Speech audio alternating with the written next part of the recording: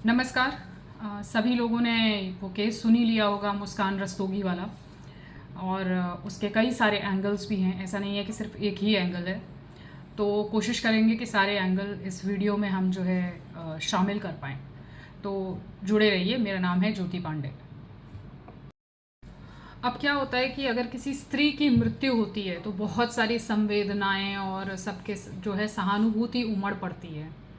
लेकिन अगर कहीं पुरुष की मृत्यु हो जाती है तो खुद पुरुषों के ग्रुप्स जो है पुरुष को ही कटघरे में खड़ा करने लगते हैं।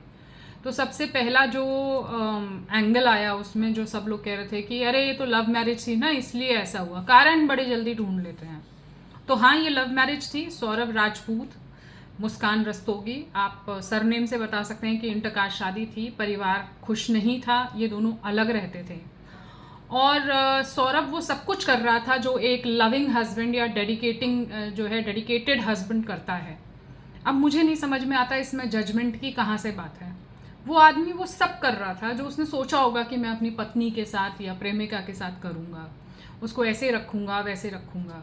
अब इसमें आप उसको कटघरे में खड़ा कर दें तो बड़ा दुख लगता है सोच करके कि उसने तो ऐसा नहीं सोचा होगा ना कि उसको मार दिया जाएगा। क्या कोई ये सोचकर करता है कि उसको मार देंगे कल को या उसके साथ ये हो जाएगा? आप तो अपनी तरफ से बेस्ट ही कर रहे होते हो ना। ईदर ऑफ द जेंडर हम चलो अगर बात करें कि एक डेडिकेटेड वाइफ है, अगर मान लो उसके उसके साथ भी ऐसा कुछ हो रहा है कि उसका हस्बैंड उसको अब्यूज कर रहा है, तो भी वो, अगर वो पुलिस थाने जाने वाली महिला नहीं है तो भी वो अपनी तरफ से करती रहती है कि चलो ठीक है, क्या पता किसी दिन सब ठीक हो जाएगा। तो सौरभ ने भी शायद ऐसा ही सोचा होगा। तो मैं उसको बिल्कुल कटघरे में खड़ा नहीं कर रही हूँ। वो बेचारा तो ये वो कर रहा था जो किसी भी एक प्रेमी को या पति को करना चाहिए, जो उसने कभी सोचा होगा। वो बेचारा लंदन से वापस आया, मर्चेंट नेवी में था, ठीक है। लंदन से वापस आता है अपनी पत्नी का जन्मदिन मनाने के लिए, सरप्राइज़ देता है उसको। उसको नहीं पता था कि यहाँ पर ऑलरेडी प्लॉटिंग हो रही है। जी हाँ, ये लड़की मुस्कान रस्तोगी ऑलरेडी उसकी हत्या की प्लानिंग कर चुकी थी। अच्छा, मुस्कान रस्तोगी का कुछ ऐसा नहीं था कि एक दिन उठी और उसने बोला कि नहीं आज तो मैं जो है सौरभ को मार ही दूंगी। नहीं, उसने पूरी प्लानिंग करी है इसको मारने के लिए। 4 महीने तक ढंग से पूरा प्लान किया। चाकू खरीद के लाई जो चिकन काटने वाले होते हैं, स्लीपिंग पिल्स ली डॉक्टर से ये बोल कर कि उसको एंग्जाइटी है, ताकि सौरभ को जो है स्लीपिंग पिल्स देकर सुलाया जा सके। और उसने अपने जो बॉयफ्रेंड है, जो लड़का है, उसका नाम है साहिल शुक्ला, उसको कन्विंस किया। कैसे पता है आपको कितनी लंबी प्लानिंग थी? उसने स्नैपचैट नाम की ऐप पर अपना एक अकाउंट बनाया और वहां पर पोज किया कि वो साहिल शुक्ला की माँ है। अब साहिल शुक्ला को कन्विंस कर लिया गया कि उसकी माँ दोबारा जन्म ले चुकी है और वो ये बोल रही है कि मुस्कान के पति को मार दो। अब आप सोचेंगे कि कोई सेन दिमाग का आदमी इस बात पे विश्वास कैसे करेगा? तो यहाँ पर एंगल आता है ड्रग्स का, ठीक है। तो एक बड़ा एंगल मुस्कान की माँ के हिसाब से उनका स्टेटमेंट माने तो यहाँ पे ड्रग्स का एक बहुत बड़ा एंगल है। अच्छा, मुस्कान की माँ कह रही है कि मेरी बेटी बदतमीज़ थी, दामाद बहुत अच्छा था, मगर मुझे बहुत ज़्यादा भरोसा इस बात पे नहीं हो रहा है। क्योंकि आप कह रही हैं कि आपकी बेटी बदतमीज़ थी, 12-1 बजे सो के उठती थी, इसलिए उसकी कहीं भी नहीं बनी, ठीक है।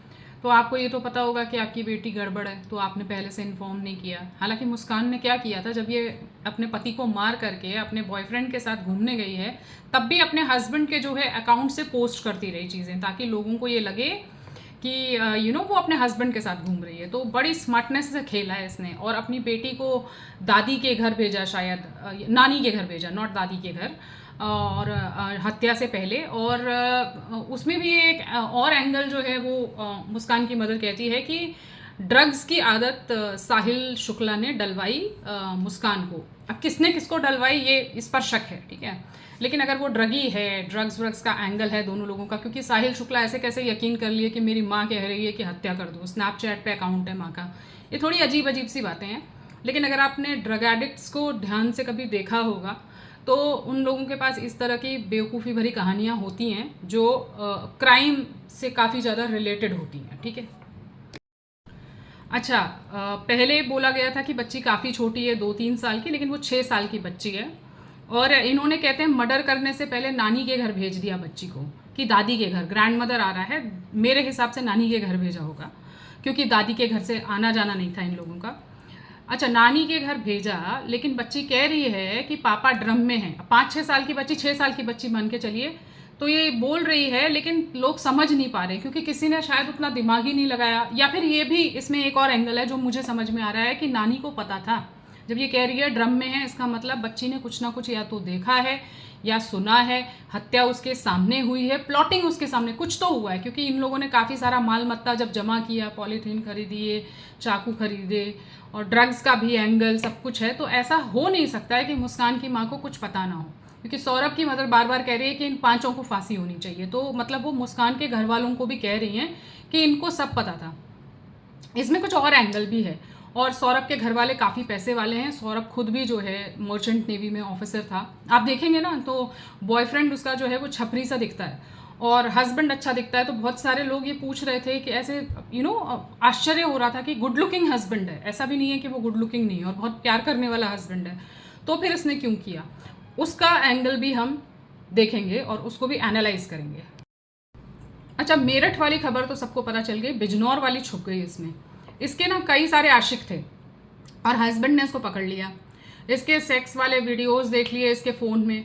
सो ऑब्वियसली अब जो है स्त्री को लगा कि अब तो मैं पकड़ी गई, अब क्या करेंगे फिर। तो उसने अपने बॉयफ्रेंड से बोला कि भाई इसको तो अब रास्ते से हटाना पड़ेगा, तो उसको मार दिया। और ये आप देखेंगे बहुत फ्रीक्वेंट होता जा रहा है, मतलब एक्स्ट्रा मैरिटल अफेयर। हालांकि हैं दोनों साइड से, क्योंकि डिजिटल दुनिया में आप पता ही नहीं लगा सकते कि कौन कहाँ लगा पड़ा है। सबके फेसबुक अकाउंट है, इंस्टाग्राम है, स्नैपचैट है, दुनिया की चीज़ें हैं। तो आप कहाँ कहाँ जाकर घुसकर पता करेंगे। और लड़कों के साथ ये है कि वो तो फिर भी चलो काम वाम में बिजी होते हैं, ठीक है। यहाँ पर एक स्त्री घर पे अकेली है जिसके पास ऊपर ज़्यादा कुछ काम नहीं है। सब लोग सिलबट्टे में चटनी नहीं बना रहे हैं, बाय द वे, ओके। बहुत कम काम घर में रह गया है और ये फ्री है और इसको पैम्पर करने वाले 4-5 वहाँ पे छपरी बैठे हुए हैं ऑनलाइन। तो इसके लिए बहुत आसान है। दूसरा, एक्स्ट्रा मैरिटल अफेयर अब क्राइम नहीं है। बहुत अच्छी तरह से स्त्री को ये पता है कि उसके खिलाफ कुछ नहीं हो सकता। आदमी अगर पकड़ा जाए तो आप 10 केस उसके खिलाफ फाइल कर सकते हैं, हस्बैंड के खिलाफ, लेकिन वाइफ के खिलाफ आप कुछ नहीं कर सकते। सिर्फ divorce on the basis of adultery कर सकते हैं। उसको प्रूव करने में आपके बाल पक जाएंगे, लेकिन आप प्रूव नहीं कर पाएंगे। हो सकता है तब भी एलिमनी कोर्ट दिलवा दे आपको, ठीक है, कि भैया ठीक है तुम्हारी वाइफ है एक्स्ट्रा मैरिटल अफेयर में, लेकिन अब तुम उसको पैसे दे दो और छोड़ो। तो इस तरह के जहाँ पे सिचुएशन हो वहाँ पर एक स्त्री को बाहर निकल जाना या ऐसा मनोरंजन करना या किसी साहिल शुक्ला को पकड़ लेना बहुत आसान है। और बहुत आसान है अपने हस्बैंड का मर्डर कर देना। ये बहुत हो रहा है, मतलब इतना फ्रीक्वेंट हो गया है कि हर दिन आपको सुनने को मिलेगा। या तो बच्चे को मार देनी है कि बच्चे ने देख लिया बॉयफ्रेंड के साथ माँ को, तो बच्चे को मार दिया गया। ऐसी बहुत सारी खबरें आती हैं और इस पर सरकार का बिल्कुल भी ध्यान नहीं है। अब बात करेंगे साहिल शुक्ला की, जो कि मुस्कान रस्तोगी का बॉयफ्रेंड था। थोड़ा अजीब सा कैरेक्टर है ये, ठीक है। ड्रग्स का तो दिख ही रहा है उसके ऊपर पूरा असर, ठीक है। ये फूकता उगता रहा होगा, दिख रहा है। इसका कमरा देखिए कितना अजीब सा है, और डेविल नंबर 666 कुछ तो लिख रखे हैं इसने। मैंने सर्च किया तो वो कुछ बीस्ट को, डेविल को, डार्क एनर्जी को बुलाने का कुछ तो नाटक था ये, ठीक है। जो भी था, आई मीन ब्लैक मैजिक का पूरा पूरा यहाँ पर दखल दिख रहा है कि इन लोग कुछ तो कर रहे थे। इसमें और भी एंगल आ सकता है, लेकिन ये है अजीब कैरेक्टर है, ठीक है। और एक प्रश्न ये भी आया कि आपका अच्छा खासा हस्बैंड है, प्यार भी करता है आपको, बाहर रहता है, डेफिनेटली आपको जो है बहुत सारी सुख सुविधाओं में रखा होगा, मर्चेंट नेवी में था, घर से भी काफ़ी स्ट्रॉन्ग था ये लड़का, सुंदर भी है देखने में। फिर आपको इस छपरी में क्या पसंद आया साहिल शुक्ला में? इसका उत्तर है मेरे पास। आपको ना आजकल लड़कियों को थ्रिल चाहिए होता है, एडवेंचर। छोटी छोटी बात पे वो लोग अलग होती हैं अपने हस्बैंड से। शादी कर भी लेती हैं तो भी इनके 4-5 अफेयर्स चलते रहते हैं। एक तो मैंने जैसा कि कहा कि आप पकड़ ही नहीं सकते कि कहाँ पर इन्वॉल्व है आपकी वाइफ या आपका हस्बैंड ही। और आजकल हमारी सोसाइटी थोड़ी ऐसी हो गई है कि किसी को कुछ फ़र्क पड़ नहीं रहा है, ठीक है। तो एक आदमी के कई कई अफेयर चल रहे होंगे, एक महिला के भी कई कई बॉयफ्रेंड्स होंगे। बॉडी काउंट जैसी चीज़ आ गई है कि कितने लोगों के साथ आप सेक्सुअली एक्टिव रह चुके हैं। तो बेसिकली अब लड़कियों को वो साधारण वाली लाइफ नहीं चाहिए कि एक हस्बैंड है, 2 बच्चे हैं, सास ससुर है, घर है, परिवार है। नहीं, उनको थ्रिल चाहिए। तो उससे फ़र्क नहीं पड़ता है कि वो हस्बैंड अच्छे से प्यार कर रहा है, अच्छे से रख रहा है। ये लड़का थ्रिल दे रहा है, कुछ तो अलग करवा रहा है इसको, नशे करवा रहा है या कुछ ऐसी बकवास कर रहा है इसके साथ, कुछ डर्टी टॉक कर रहा है। ये सब थ्रिल देने लगता है। और ये किसी एक के साथ नहीं है, कई लोगों के साथ ये इन्वॉल्व होती है और उसकी पड़ जाती है आपको आदत। सॉरी टू से घाट घाट का पानी पीने की जिसको आदत पड़ जाए ना, उसको अपना पति समझ में नहीं आता है फिर। और यही एक कारण है, इसके पीछे आप कोई अच्छा कारण नहीं ढूंढ पाएंगे, यही एक कारण है कि ये स्त्रियां अलग अलग जगहों पे जाकर इन्वॉल्व हो रही हैं। और संभवतः पुरुष भी जो ऐसा कर रहे हैं उनके साथ भी सेम चीज़ है कि अब आप एक के साथ सेटल नहीं हो पा रहे हैं। एक तो जो प्रेम की परिभाषा गढ़ दी है ना मीडिया ने या से फिल्मों ने, ये बहुत बहुत अलग है आम जिंदगी से। प्रेम वैसा कुछ कभी कभार तो प्रेम होता भी नहीं है, या आई लव यू कहने की नौबत भी नहीं आती है, लोग अपनी रिस्पॉन्सिबिलिटीज़ निभाते रहते हैं। 30-40 साल पहले तक तो यही होता था। इस तरह का कुछ नाटक था ही नहीं सोसाइटी में कि नहीं अब आपको रोज़ फूल लाना है तो फलानी जगह घूमने जाना है तो ये करना है, ये एडवेंचर हमने साथ में नहीं किए।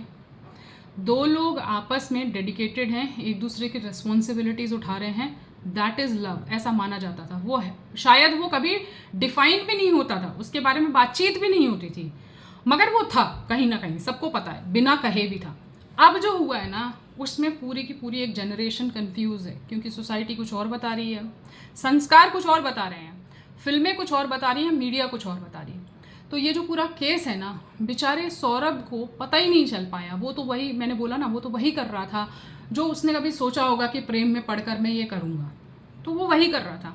और सौरभ जैसे लड़के यहाँ पर बहुत बुरी तरह से ट्रैप हो जाते हैं, उनको पता ही नहीं चलता, वो नींद की गोली देकर मार ही दिए जाते हैं।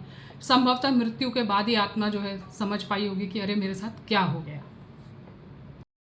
मेरी सलाह उन पुरुषों को जिनको लगता है कि उनकी वाइफ के अफेयर चल रहे हैं कहीं और, आप सारे सबूत वबूत इकट्ठे कर लीजिए। हालांकि आपको पता ही है कि अब क्राइम नहीं है एक्स्ट्रा मैरिटल अफेयर, जो आईपीसी 497 था वो हटा दिया गया है, मगर आप उसके आधार पर, अडल्ट्री के आधार पर तलाक फाइल कर सकते हैं, जो कि एकदम ऐसे नहीं करना चाहिए, क्योंकि अडल्ट्री को प्रूव करने में बहुत ज़्यादा टाइम लग जाता है। मेरा कहना सिर्फ इतना है कि आप अलग हो जाएं, रिकॉर्डिंग्स वगैरह रखें, सबूत रखें, बाद में कभी कोई केस होगा तो आपको काम आएगा, मगर भिड़ने की कोई ज़रूरत नहीं है। क्योंकि दिक्कत सबसे बड़ी ये है कि जहाँ पर ये एक महिला अपने पति के साथ बेवफाई कर रही होती है, उसको 4-5 लोगों का और सपोर्ट वहाँ मिल रहा होता है जो उसके एक्स्ट्रा मैरिटल अफेयर होते हैं। अब ये लोग क्या प्लॉटिंग करके बैठे हैं हमें नहीं मालूम है। तो अपने आप को सेफ रखने के लिए आपको अलग हो जाना चाहिए ऐसी वाली परिस्थिति से जहाँ अब्यूज़ हो सकता है। आपको पता ही ना लगे कि आपकी वाइफ जो है एक्स्ट्रा मैरिटल अफेयर में, तब अलग बात है। अगर आपको पता है, प्लीज़ सेफली अपना सारा सामान, डॉक्यूमेंट, सब कुछ चीज़ें ले करके उस लड़की से तुरंत के तुरंत अलग हो जाइए, ताकि आप कल को सेफ रह सकें और अच्छे से लड़ाई लड़ सकें। अब यहाँ पर जो मैं लोगों से अपील करूँगी कि इस केस को ना कमज़ोर मत पड़ने दीजिएगा, बात उठाते रहिए कि यहाँ पर ये नहीं होना चाहिए कि मुस्कान को जो है साहिल ने जो है बहका दिया, नहीं, ये पूरी की पूरी प्लॉटिंग मुस्कान की थी और उसको ज़्यादा से ज़्यादा सज़ा होनी चाहिए, कैपिटल पनिशमेंट से कम नहीं होना चाहिए, ताकि एक संदेश जाए कि दिस इज़ नॉट ओके। ठीक है। दूसरी चीज़ ये है इसमें कि हम लोगों को ये डिमांड करनी चाहिए कि सरकार कोई ऐसी गाइडलाइन, कोई ऐसा लॉ अमेंड करके लाए जहाँ पर ये सारे जो अभी गुनाह हो रहे हैं, ये सारे जो क्राइम हो रहे हैं, इसको क्राइम की तरह ही लिया जाए, और ये वेल प्लान्ड क्राइम हो रहे हैं जहाँ पर एक स्त्री पकड़ी ना जाए इसलिए अपने हस्बैंड का मर्डर कर दे रही है। सेम परिस्थितियों में अगर कोई मर्डर हो रहा है तो उसके लिए एक अलग गाइडलाइन आनी चाहिए कि इसमें कैपिटल पनिशमेंट ही दिया जाएगा, उसमें स्त्री होने का उसको कोई भी प्रिविलेज ना दिया जाए कि वो स्त्री है तो फलाना पीएमएस चल रहा था, ये चल रहा था, कुछ नहीं। आपने ये मर्डर किया है, अब आपको ये सज़ा होगी, ये गाइडलाइन आनी चाहिए, या फिर लॉ में अमेंडमेंट होना चाहिए। मैं तो कहूँगी गाइडलाइन भी नहीं, लॉ में एक नया अमेंडमेंट, मर्डर के ही लॉ में आप एक और क्लॉज जोड़ दो। हमको ऐसी डिमांड करनी चाहिए, क्योंकि इस तरह के बहुत सारे केसेस हो रहे हैं और लड़कियों में, महिलाओं में डर खत्म हो गया है कि कल को क्या होगा। इसलिए मुझे लगता है इस केस को एज अ लैंडमार्क देख करके कि ये जो है इसके बाद कुछ चेंज आना चाहिए। ये एक ही पैटर्न में कई सारी घटनाएं ऐसी होती जा रही हैं और हमें डेफिनेटली इसके लिए कुछ ना कुछ नया कानून लाने का प्रावधान करना चाहिए और सरकार से डिमांड उठानी चाहिए इस बात की कि हमको जो है अब एक नए कानून की आवश्यकता है, स्पेसिफिकली पुरुषों के लिए। आप क्या सोचते हैं इस बारे में, मुझे बताइएगा। नमस्कार। हमने जो है आत्महत्या के बहुत सारे केसेस देख लिए, तो हमें ऐसा लगता है कि लोग कमज़ोर पड़ते जा रहे हैं, मगर ऐसा नहीं है, ऐसा बिल्कुल भी नहीं है।